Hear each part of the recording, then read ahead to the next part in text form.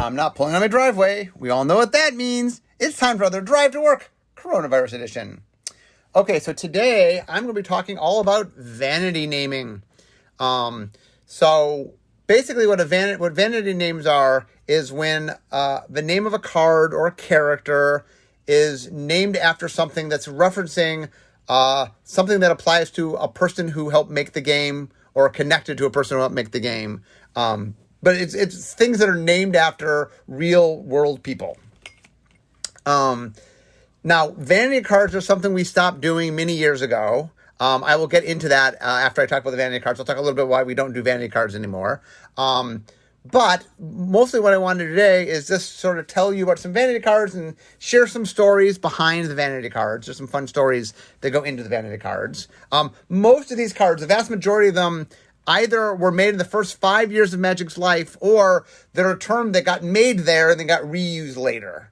Because vanity names can get reused once they're sort of part of Magic, but we don't make any more vanity names now.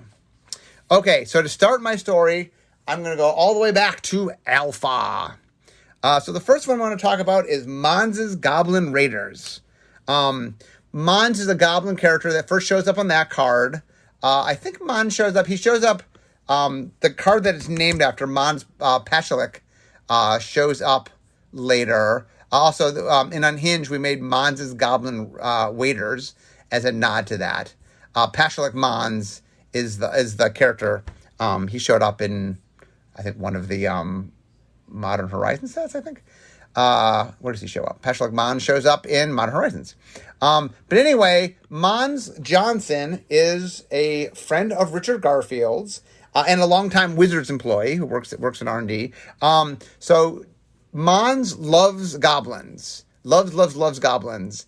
And so Richard decided to pay homage to his friend by making one of the goblin cards in... Alpha didn't actually have a lot of goblin cards. I think it's only a handful of goblin cards, but he decided to make one of the goblin cards a reference to Mons because Mons loved goblins so much. Okay, also in Alpha, there's a card called Nevinrall's Disc. So Nevinrall is the words Larry Niven spelled backwards. Larry Niven is a writer that Richard Garfield likes, and I think one of the Nevinrall's Disc itself is kind of inspired by some object in one of the Larry Niven stories that I think that destroys everything. So he was just kind of doing a riff off that, and because it was sort of a nod to Larry Niven, he named the card after Larry Niven. The funny thing is Nevinrall has now become a character in Magic, and so we have Nevinrall showed up in Nevinrall Urborg Tyrant showed up in Commander Legends. So Nevinrall is just a part of Magic lore. But that was just as you'll see, a lot of these vanity cards are just whoever names them. It's a nod to something that inspired it or something related to them. Okay, next up in Alpha, Jayemdae Tome. So Jayemdae Tome is an artifact that taps for mana.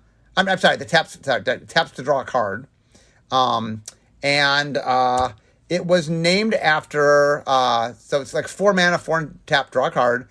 It was named after J. Michael Davis. Mike Davis is famous for a couple things. Probably the thing he's most famous for is he was a good friend of Richard's. He's the one that convinced Richard and went with Richard to pitch Robo Rally, a game of Richard's, to Wizards of the Coast. Obviously, Wizards of the Coast ended up not being able to make Robo Rally because it was too expensive a game for them to make. But Peter Atkinson, who was the CEO of Wizards, said, here's the kind of game we could make. Here's the resources we could make. We could make a game, for example, on cards. And that inspired Richard to go back and come back with Magic. Mike was the head of Magic R&D for a while. And in fact, he was the head of R&D when I got hired. He was the person who hired me. So Mike was the person who brought me into Wizards. Full-time as an employee. Anyway, Mike has sadly died, but he has an important role in the history of Magic, and Richard wanted to make nod to his friend in Alpha, so JMD Tome was made to be a nod. Now, that started a little tradition. There's a few follow-ups to that. So in Antiquities, there's Jalum Tome, or JLM Tome. That is a reference to Joel L. Mick, Joel was the co-lead designer of Mirage and Visions. He actually was on the Antiquities design team. The East Coast Playtesters designed it, but Joel actually joined them. So Scaphalias, Jim Lynn, Dave Petty, Chris Page designed Antiquities, but Joel Mick actually joined them to design it. Anyway, the card is a reference to him. We later in Unhinged made a card called Jalem Grifter, which was also a reference to Joel. He, in fact, posed for the art. So there's two different Jalem references to Joel Mick. The third tome we made was in Tempest, Emissy Tome. So Emissy Tome was, or MSE Tome, was another reference to a magic designer. This time, Michael S. Elliott. So Mike Elliott, who you guys might know of, I had him on my podcast.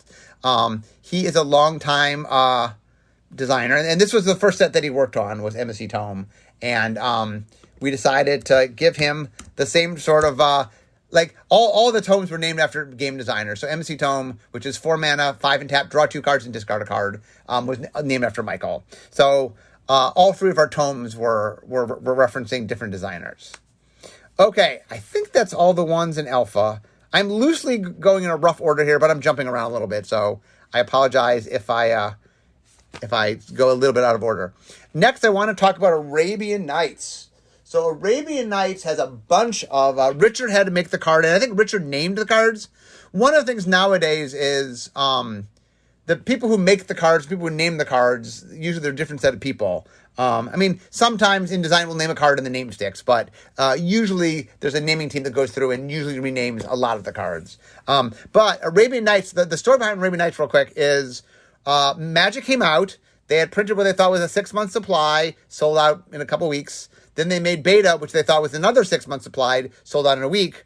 And so they realized that Magic, there was a hungry audience there. Now, they did work to get out Unlimited, which came out in December, I think, of that year, 93. But they also said to Richard, okay, we got to get an expansion out. And so Richard very quickly put together expansion, which was Arabian Nights. And I both have done a series of podcasts of Arabian Nights. I did a series of podcasts with Richard Garfield talking about Arabian Nights. So if you're interested in Arabian Nights, I've done a whole bunch of podcasts on it.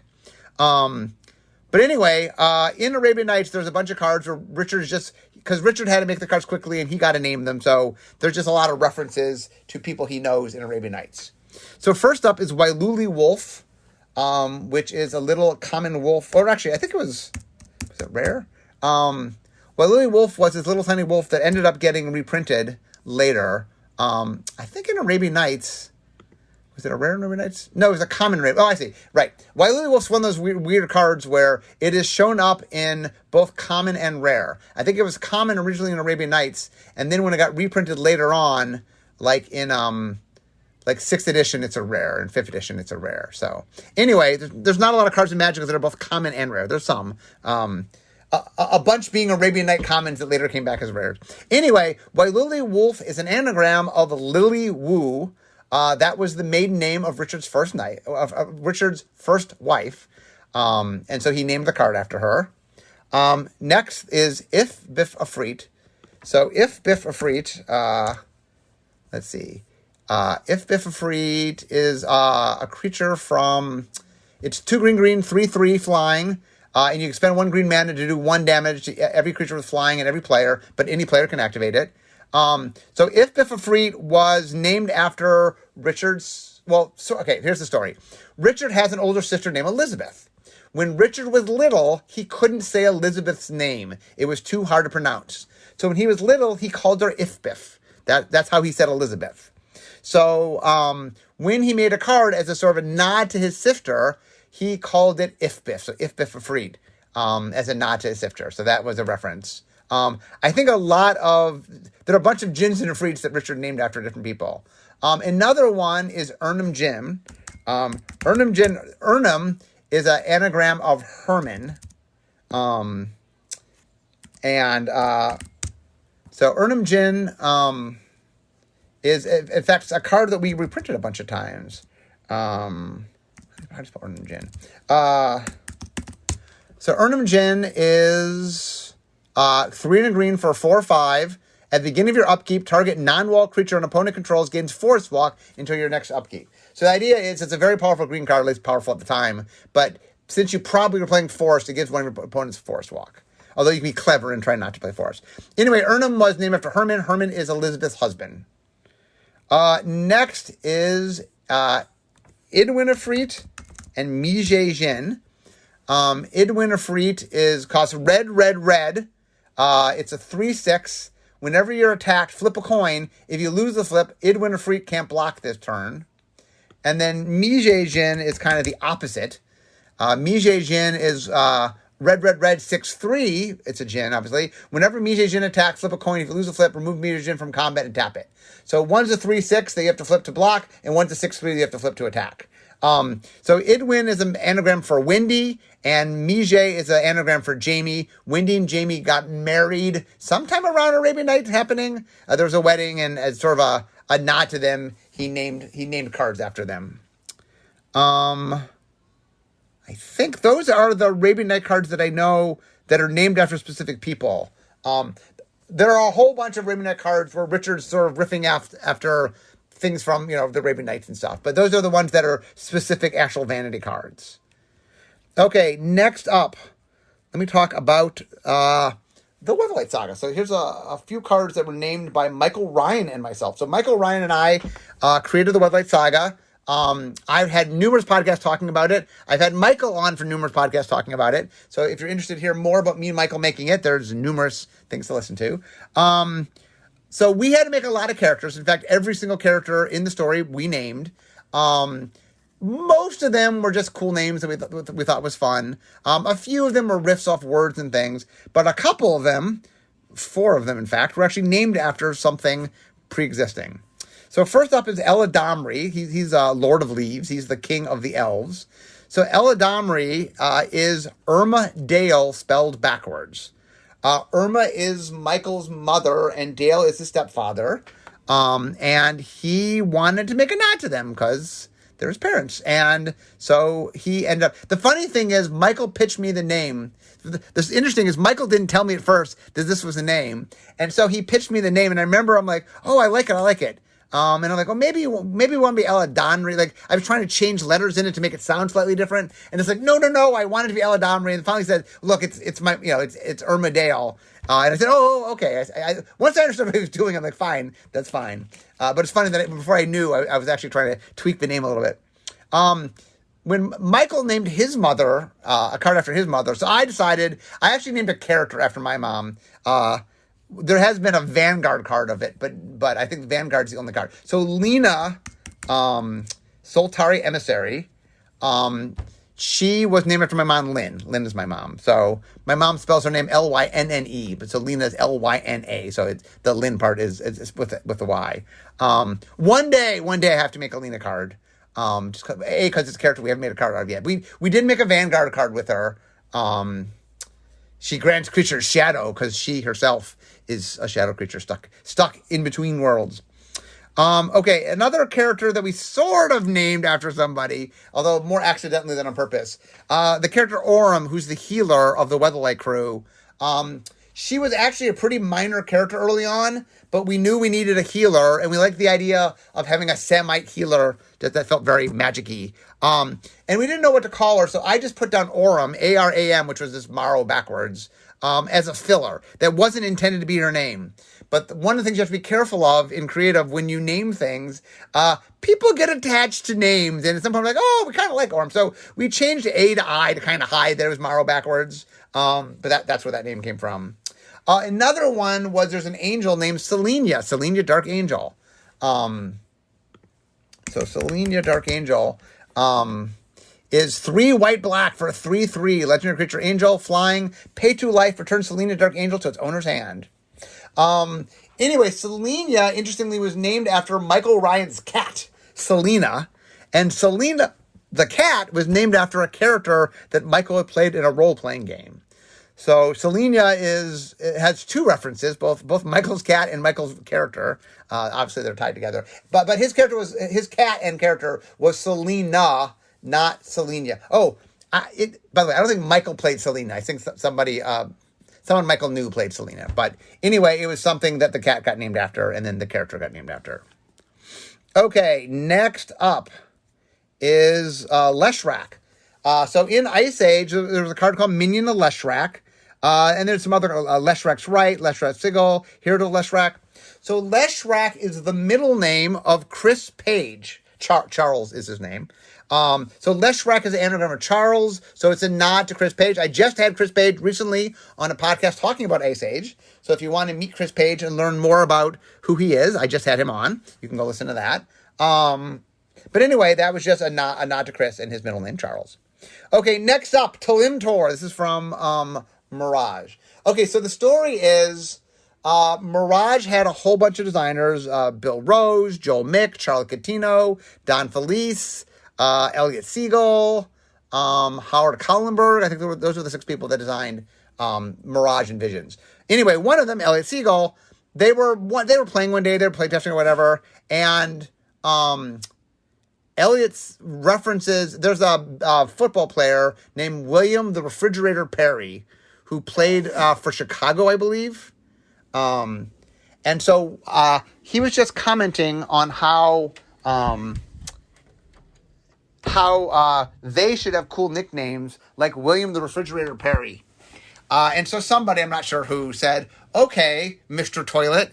And that became a nickname for Elliot, that he was Elliot Mr. Toilet Siegel, and just became a running joke with them, with that group.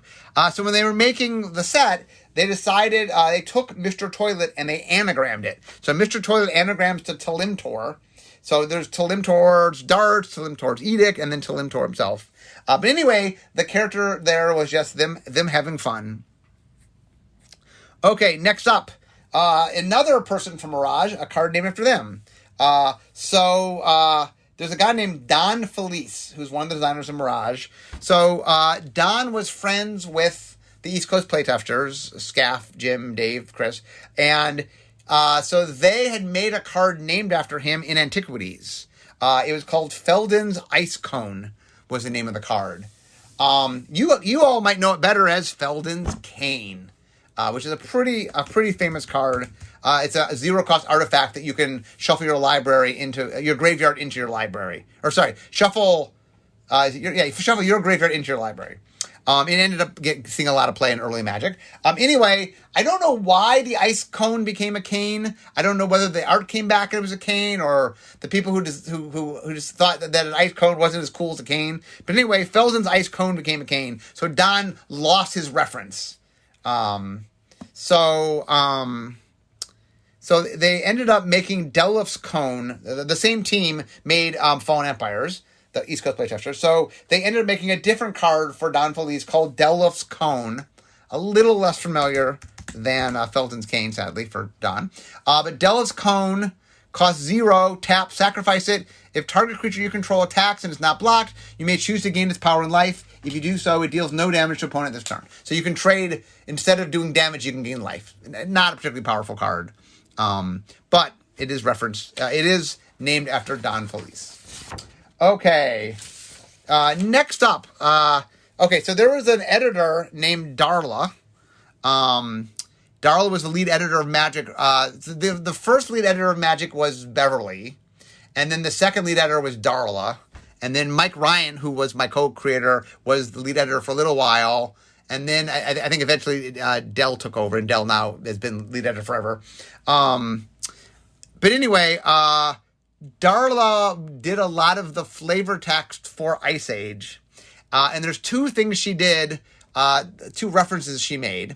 One was the character of Jaya Ballard, who originally was just a character in flavor text. Obviously, she later became a planeswalker. We made a legendary creature in Time Spiral of her. We've made multiple planeswalker cards of her. There are other cards referencing her. She's been in infinite flavor text. So her last name is Ballard. So the reason she's named Jaya Ballard is where I believe Darla lived. Ballard is a city in Seattle. And I don't know why she named her Ballard. I think most of the names in the set are very Scandinavian. Ballard isn't really, but I mean, Jaya is, but Ballard isn't. So anyway, that's where Jaya Ballard got her name, named after Darla's, I think it's where Darla lived. Another character that Darla named then was a character named Anna Kennerud. Anna Kennerud was a Keldoran Sky Ranger, I think. Anyway, it was a character that got referenced a lot. I don't think the character appeared in a card name, but there's a lot of flavor text that references her. Kennerud Darla is now Darla Kennerud because she was dating a man who that was his last name, and she ended up marrying him. And so Kennerud, I think at the time she named it, they weren't yet engaged, so he just was her boyfriend. But she did use Kennerud as a last name in flavor text. Okay, another reference, a Darkar Sentinel, a Darkar Unicorn, and a Darkar Wace, which are all in Ice Age. I believe Aditya Adarkar was a friend of Scath's, and I believe he just thought it was a cool name, and it sounded cool to Scath, so he just named some characters after it. Just a friend of Scath's. Once again, Ice Age, for those that don't remember, Ice Age, when Richard first made Magic, he had his playtest teams all design expansions that he felt like one day maybe we'll need it. So the East Coast playtesters made Ice Age. Joel and his group made Mirage. Barry Reich ended up making Spectral Chaos. The elements of that got used in Invasion. So anyway, a lot of these names go way, way back to early Magic. Okay, next up, in Homelands, we get a couple references. Okay, so Joven, both of Joven's Ferrets, Joven's Tools, and just Joven, was a nickname of Kyle Namvar. Kyle Namvar, he and Scott Hungerford were the two designers of Fallen Empires, and so Joven was just a nickname reference to Kyle. And then also they made Rysorian Badger. Rysorian Badger was another Homelands card. Rysorian Badger is a reference to Rias Hall, who was a longtime employee at Wizards. Rias might have had a badger. I'm trying to think whether or not that, I don't 100% know this. My guess is that Rias might have had a badger, and this was making reference to Rias's badger. Now, it might have been a real badger. Maybe it was a stuffed badger. I don't know, but I think she had a badger. Anyway, that's the best I know of that one. Okay, and the final one that I know is a reference, and I will say that I think this is a pretty exhaustive list. I'm sure I'm missing something. But this is all the ones that did I even talk Morrow? Okay, let me talk about this last one, then I'll talk about Morrow. I just realized I missed the big one. I missed the one that was me. I'll tell that story in a second. I almost did a Vanity Card episode and didn't mention Morrow. That is ironic. Okay, the last one I'll talk about before I get to Morrow is Timbermare, which was in Planar Chaos. Let me tell you, so Timbermare. It is 3 green for a 5/5, has haste, echo, 5 green. Beginning of your upkeep, if this came under your control since the beginning of your last upkeep, sacrifice it unless you pay its echo cost. When Timbermare comes into play, tap all other creatures. So Timbermare, interestingly, was a green version of a red card. What's the card called? Hold on, I will tell you in a second. It was a red card. What was it called? Oh, Thundermare. So it basically was. It was similar to Thundermare. Thundermare was 5 red for 5/5 haste. When it comes and taps all the creatures, originally first from Portal and then in Weatherlight, interestingly enough. And it was a riff on that card, so it wasn't exactly that card. It was kind of that card plus Echo, I guess, because that card was quite strong.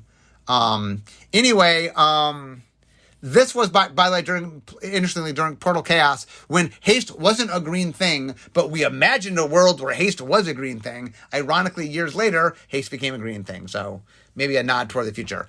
Anyway, this was a sad Vanity card.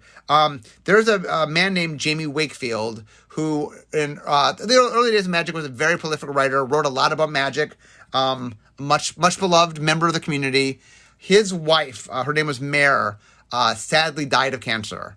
And this card was kind of a nod to Jamie's loss and to Mare, to remembering Mare. I know she loved horses. And anyway, the flavor text and the name and the art and everything was a nod to Mare. So anyway, a little nod. So let me get into a little happier story than that. The story of Morrow. So I had designed, so Morrow is an elemental, star elemental. Ironically, it was when we first printed, it was in nature. It was a nature spirit. Now it's just an elemental. So it's 2 green, star. Morrow's power and toughness are each equal to the number of cards in your hand. I had made that card, and I was in a design meeting for Mirage. Development meeting for Mirage. We made a hole at Green Rare, and I said, "Oh, I got a card for it," and everyone liked it, so they put it in. And at the time, the way our email system worked was you could type in a certain letters and it would fill it in if the letters you typed were unique. And so Bill had figured out for me that if he typed out M-A-R-O, that it recognized it was me and it would populate with my name. So that's what he typed whenever. So he just put M-A-R-O because that was his little code that Mark made this card. It wasn't really Bill's intent that it became the name of the card, but it kind of stuck and we got used to it. And the creative team was like, okay, sure. And then once it came out, it became sort of obviously my namesake. That's what people call me. So it is a reference to me. And one of the things about Vanity Cards is the Vanity Card effects, once they exist in Magic, they're sort of grandfathered in. So Morrow is a creature type in Magic. I mean, it's a creature in Magic, not a creature type. It's a creature in Magic. And so Multani is a Morrow, and Molimo is a Morrow, and there's a cycle of Morrows in Champions Block. And anyway, there's been a bunch of different Morrows. So it's just kind of part of Magic now. It's kind of fun that is a little nod to me. I do appreciate now that we can't generate new Vanity Cards. I guess I will appreciate the one Vanity Card I got way back when. But anyway, I will say this as somebody who's the benefit of a Vanity Card. It is super fun to be part of the game. So let me get before I end today. Why did we stop doing Vanity Cards? I will say personally, I like Vanity Cards, but the problem with them is that they become a little extra personal. Like one of the things when you're making a card set, you kind of have to, there's some ego separation that has to happen. Like you're trying to make the best card you can. And what we found was when people started getting things named after them, like, hey, if the card's named after you, hey, you want to be a decent card. And so like it just created weird incentives for people. And we decided that it was a bad idea. And so many years ago we said, you know what, Vanity Cards it makes bad incentives. It makes hurt feelings. Let's stop doing it. So we made a conscious decision to stop doing Vanity Cards. I realized, by the way, there's one last Vanity Card that I completely forgot that I should mention. So in Unhinged, I made a card called Richard Garfield PhD, which is literally Richard Garfield. And ironically, I think that is the last Vanity Card that we made. I think the rule for Vanity Cards, I think I got special permission to make a Richard Garfield card when they made Unhinged. So I think Richard Garfield PhD might be the last Vanity Card, which is probably apropos since Richard started it all. And if you didn't know, that literally it's Richard's picture on the card. I mean, it's Richard's name, Richard's picture. And we did the PhD thing because the same reason that it's Garfield PhD on Feldegriff. Anyway, that, my friends, is in great detail. Oh, the one thing I did forget, the one other thing where there is Vanity, and the one thing we still do, I started the Magic Invitational many years ago. The winner of the Invitational got to make a Magic card. We, because the very first card that got made, which was Darwin, which ironically was for the second Invitational, not the first, I was in charge of card concepting. I asked them to put his picture on it, and that just became a thing. So for all the Magic Invitational cards, the cards were designed, or somewhat designed by the player. We would help them. But the picture always appeared on it.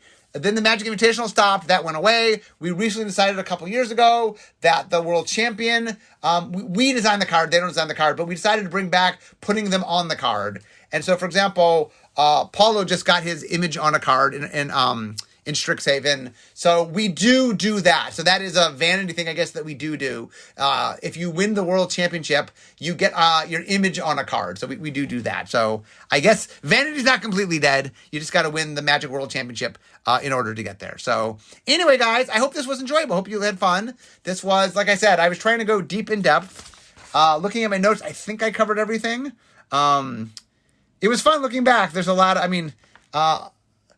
because the Vanity Cards happened so early that I have a lot of association with a lot of these. So anyway, it was fun reminiscing. But anyway, that is today. So I can see my desk. So we all know what that means. It means it's the end of my drive to work.